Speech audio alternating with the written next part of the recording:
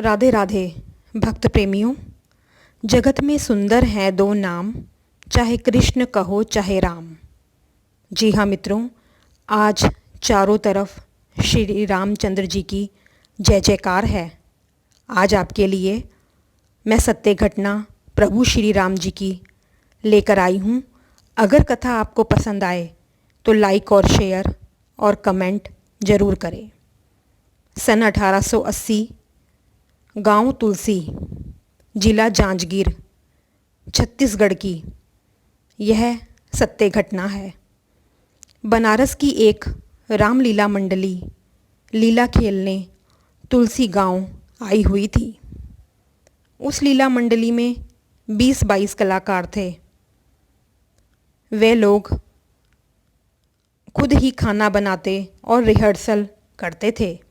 लीला मंडली के स्वामी और निर्देशक थे 45-46 वर्षीय पंडित कृपाराम दुबे, जो बड़े ही भावुक भक्त थे श्री रामचंद्र जी के।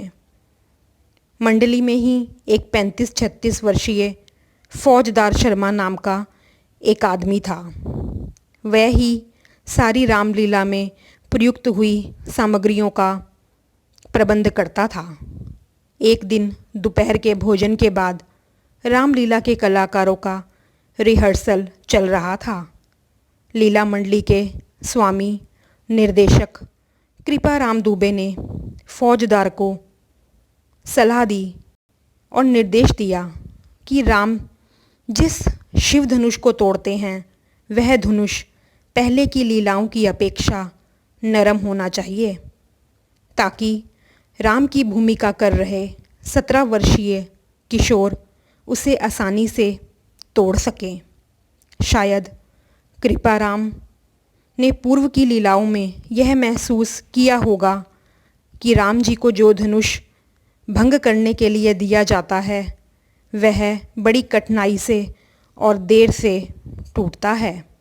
बस इस छोटी सी बात का फौजदार ने अपना सार्वजनिक अपमान समझा और बात का बतंगड़ बना दिया। कृपाराम और फौजदार में काफ़ी कहासुनी हुई और इस बात का बदला लेने के लिए मन ही मन फौजदार ने एक योजना बनाई ताकि रामलीला का मखौल उड़ा सके। अगले दिन की बात है। उस रात लीला में राम के द्वारा धनुष भंग और फिर सीता स्वयंवर का ही दृश्य खेला जाना था। लीला में राम जिस शिव धनुष को तोड़ते थे उस धनुष का निर्माण और प्रबंध फौजदार ही करता था। वह इस धनुष का निर्माण करता था एक अत्यंत लचीले बांस को मोड़कर, उस पर धान के सूखे पत्ते और रंगीन कागज लपेटकर, ताकि राम की भूमिका कर रहे 17 वर्षीय किशोर आसानी से वह शिव धनुष उठा भी सके और तोड़ भी सके। लेकिन आज की रात तो वह अपने स्वामी कृपाराम को मजा चखाना चाहता था और उसकी लीला मंडली का सार्वजनिक अपमान भी कराना चाहता था। इसलिए उसने एक चाल चली जिसकी किसी को भी कानों कान खबर ना हुई। फौजदार ने अपना एक मित्र बुलाया और किसी काम का बहाना लेकर लोहे का एक छड़ रॉड मंगा ली। फिर वह पड़ोस के गांव चला गया और वहां एक लोहार से लोहे का रॉड धनुषाकार में मुड़वा लिया। फिर किसी एकांत स्थान में जाकर उस लोहे के धनुष को कागज में लपेटकर छुपा दिया। आज रात की लीला के लिए शिव धनुष तैयार कर लिया। फौजदार अपने डेरे में वापस लौटा और उसने वह शिव धनुष कहीं छिपा कर रख लिया। जब रात को लीला शुरू हुई तो फौजदार ने वही लोहे की रॉड वाला शिव धनुष चुपचाप रंगमंच में लाकर टेबल पर रख दिया। कृपाराम दुबे रंगमंच के बगल में ही हारमोनियम पर बैठे हुए थे और दृश्य के अनुरूप ही बड़े भाव से रामायण की चौपाई, दोहा, सोरठे गा बजा रहे थे। फौजदार ने छिपा कर तमाशा देखने के लिए उत्सुक था। समय आने पर विश्वामित्र की आज्ञा पाकर राम धनुष उठाने के लिए खड़े हुए। आगे बढ़कर राम ने धनुष तो उठा लिया, पर यह क्या, पहले की लीला में तो यह इतना कठोर नहीं हुआ करता था, फिर वह इसे मध्य से कैसे तोड़े। अभी कुछ देर पहले रावण तथा अन्य दिग्गजों को यहाँ अपमान सहना पड़ा था, क्या वही राम का भी होने जा रहा है। राम जी ने कातर नेत्रों से हारमोनियम बजा रहे कृपा राम की ओर देखा। राम से आंखें चार होते ही दूबे भी समझ गए कि दाल में कुछ काला है और राम बड़े संकट में हैं। राम धनुष उठा चुके हैं। सामने बैठे अपार दर्शक समूह उत्सुकता से राम के द्वारा धनुष भंग की बेसब्री से प्रतीक्षा कर रहे हैं। ऐसे समय में पर्दा गिरना भी बड़ा ही अशोभनीय होता, यानी राम की कमजोरी को ही स्पष्ट रूप से पर्दे से ढकना।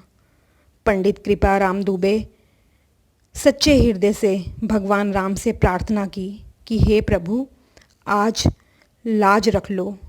कभी कृष्ण के रूप में तुमने द्रौपदी की लाज रखी थी। हे स्वामी, आज मेरी और तेरी लीला दोनों की लाज रख ले। आज तुम्हारी परीक्षा है भगवान राम। यदि इस परीक्षा में तुम असफल हो गए तो मनुष्य कैसे सफल हो सकता है। हे राम, लाज रख लो, लाज रख लो प्रभु, मेरी लाज रख लो। दूबे के हाथ अद्भुत रूप से लगातार हारमोनियम पर थिरक रहे थे। तबला वादक भी उनका साथ दे रहा था। वैसे ही मजीरा वादक भी। हारमोनियम, तबले और मंजीरे के संगीत में दर्शक भाव विभोर होकर खो गए। कृपा राम दुबे भी खो गए। सच्चे हृदय से राम की भक्ति में लीन हो गए। उनके मन और मस्तिष्क राम के चरणों में लीन हो चुके थे। उन्होंने रंगमंच के राम को नेत्रों से ही निर्देश दिया, धनुष खींचो। और भाव विभोर होकर कृपा राम दुबे जी गा रहे हैं हारमोनियम पे। लेत चढ़ावत खैचत गाड़े, काहू ना लखा देख सब उठाड़े। ते ही छन राम मध्य तनु तोरा, भरे भुवन धुनि घोर कठोरा, भरे भुवन धुनि घोर कठोरा। तभी रंगमंच पर बिजली कड़कने लगी और एक टंकार हुई और अगले ही क्षण राम के हाथों से शिव धनुष टूटकर झूल रहा था।